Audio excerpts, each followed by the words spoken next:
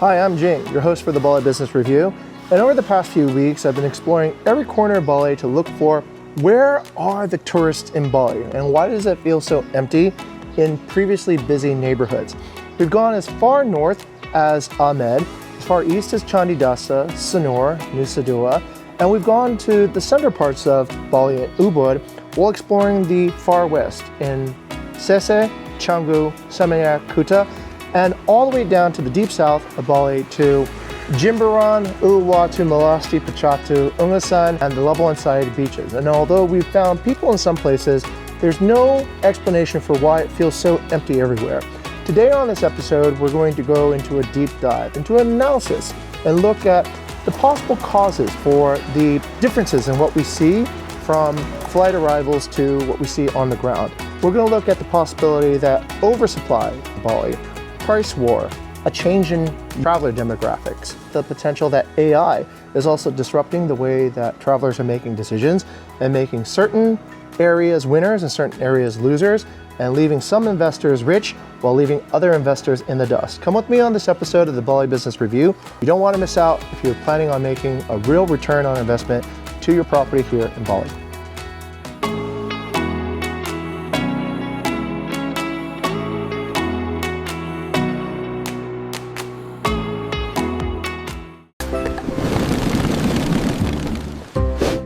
All right, on the first topic I'd like to talk about Bali is the oversupply issue. Okay, so speaking about oversupply, I have a unique perspective. So recently I was invited to fly to Malaysia, to Kuala Lumpur, to speak about the state of the vacation rental industry in Southeast Asia, where I was a speaker and a moderator on multiple forums. Now, the oversupply situation in Malaysia is far, far worse than what it looks like on the ground here in Bali. Vacation rental industry in Kuala Lumpur and major cities of Malaysia happen to deliver gigantic, oversized units of 6,000 every quarter or so. So these are monumental buildings that have basically thousands of units attached to what is normally a mall or commercial space downstairs.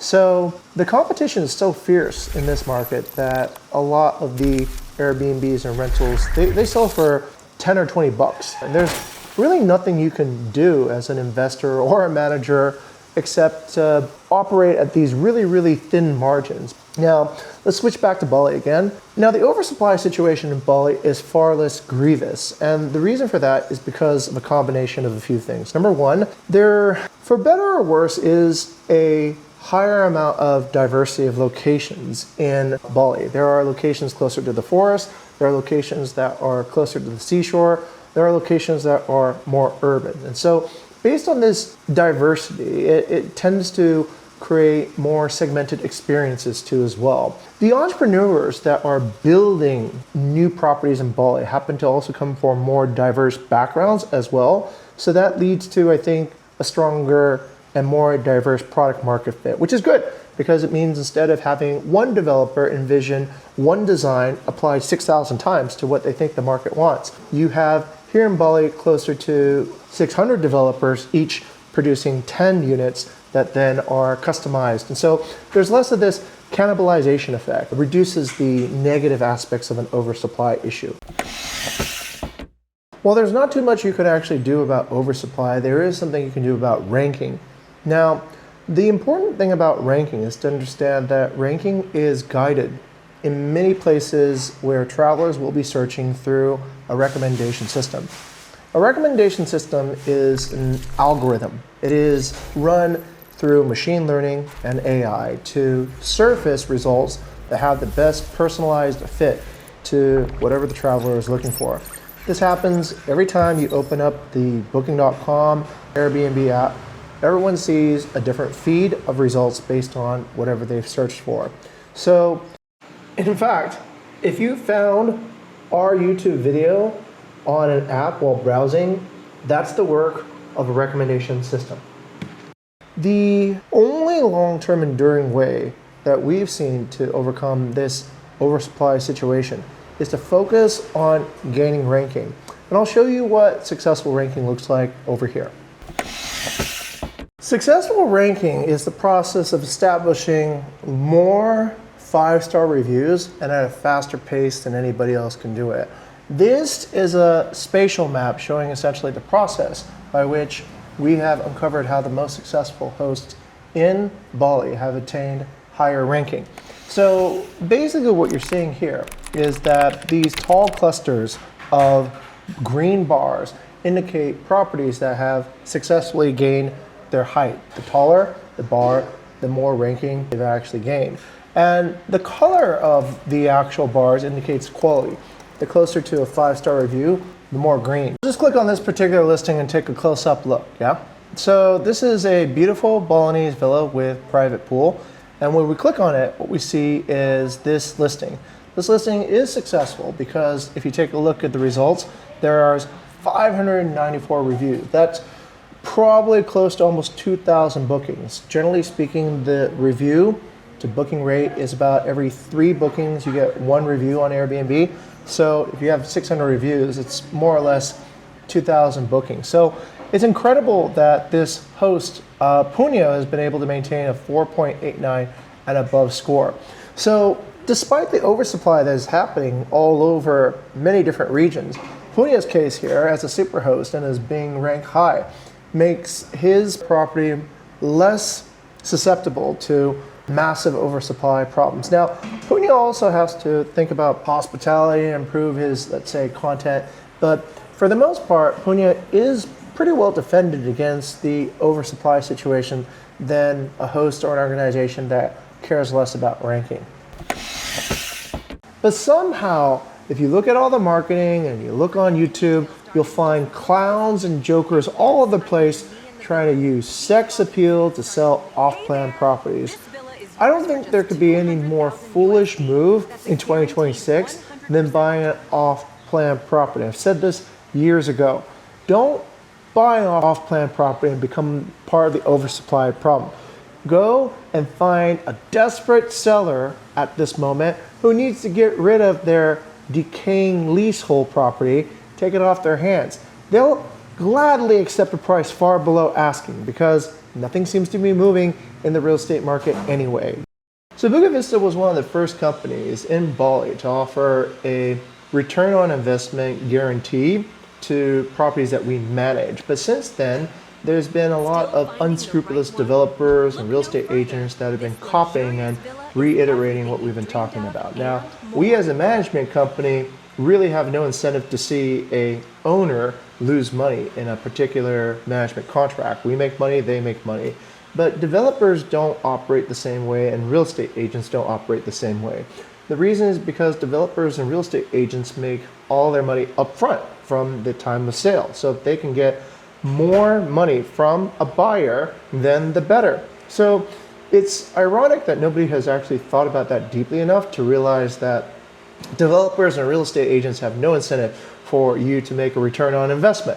If it was such a good return on investment, 12, 15%, they probably would keep it, right? They would make their own money on it and operate it as a hotel or part of their own hospitality operations. Clearly, they want to pass that risk on to you as the buyer. So what you do is this. You simply ask the developer for a performance guarantee or the real estate agents for a performance guarantee and withhold the 15% until it's actually achieved.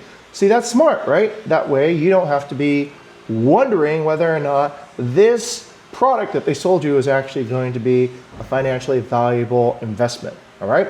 So just ask for a performance guarantee, withhold the amount in the ROI promise, and that way you don't end up buying something that ends up being a huge disappointment and become, again, a part of the oversupply problem.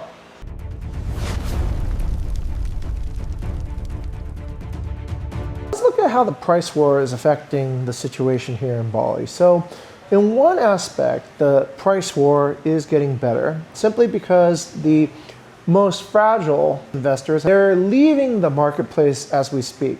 So investors that don't have the resilience or the patience probably won't survive. But the price war isn't over quite yet. And the reason is because the delivery batches of new properties is only getting bigger.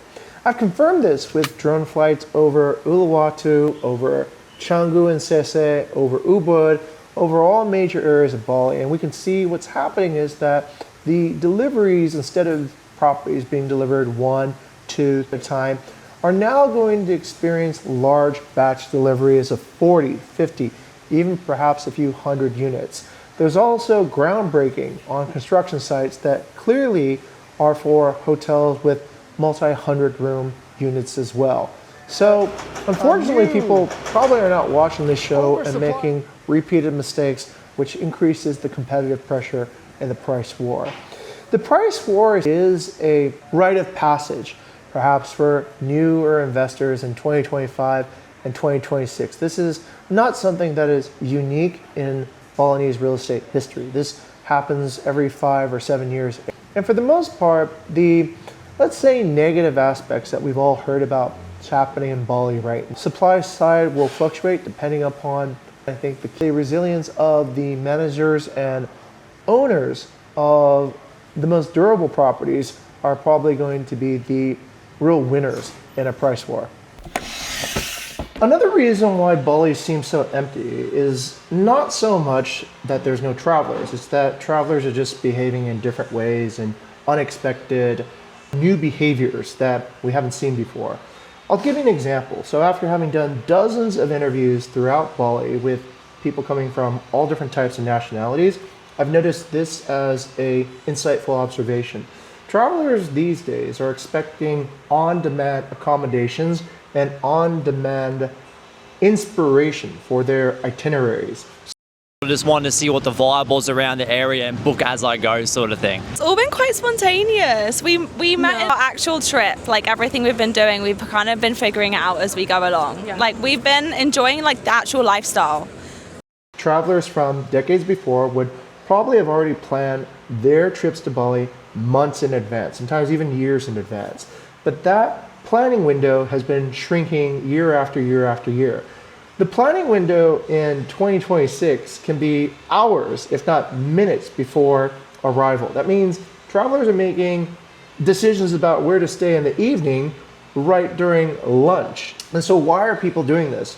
Number one, it's internet culture. So internet culture has spoiled us for choice. It's allowed for a huge diverse range of options to be instantly available. For any traveler who is desiring instant gratification, this is a thrilling experience. And we're seeing travelers inhabit Indonesian ecosystems for transportation, for accommodations. They are using apps like Gojek. They are essentially inhabiting not just the physical space, but also the digital space of Indonesia. So what that means is also, if you are not really prioritizing how you're appearing online, how you're surfacing online to this segment of travelers who are making a la minute decisions, then that also explains perhaps why your region or your particular business is empty as well. Okay, so in conclusion, what's really happening in Bali this past few months is, what I think is happening is that it's not so much that travelers are not coming to Bali. I've checked the airport statistics and the flight movements. The flights maintain at a pretty stable activity compared to years in the past. So as a business owner and as a potential entrepreneur and as a potential investor in Bali, you should keep in mind is that 2026 is a transformational year that is leaving those that are unprepared to do their businesses online in the dust. That, simply put, it just doesn't matter anymore if you happen to be in a location where other successful businesses are. Every business must define and find its own user segment by itself. And this is my best explanation from the weeks of driving around looking across Bali. There are some locations that just consistently get more 5-star reviews, and those locations are doing fine. There are some businesses that consistently get 5-star reviews, and those businesses are doing fine. And then there are businesses that are still not entering the digital age, still unaware of what a recommendation system is, still believing the mythology of whatever they're seeing as hype. And this can be the most damaging long-term effect to business owners in Bali. So I urge you at this point to really look carefully at your online strategy, to look carefully at how guests are actually finding about your business before they actually arrive. Because by the time they've actually arrived, they've already made their decision online. This is Jing with the Bali Business Review, and hopefully this and future episodes of this particular YouTube series can keep business owners informed and also knowledgeable, such that we can all inspire delight and succeed in a very competitive marketplace here in Bali.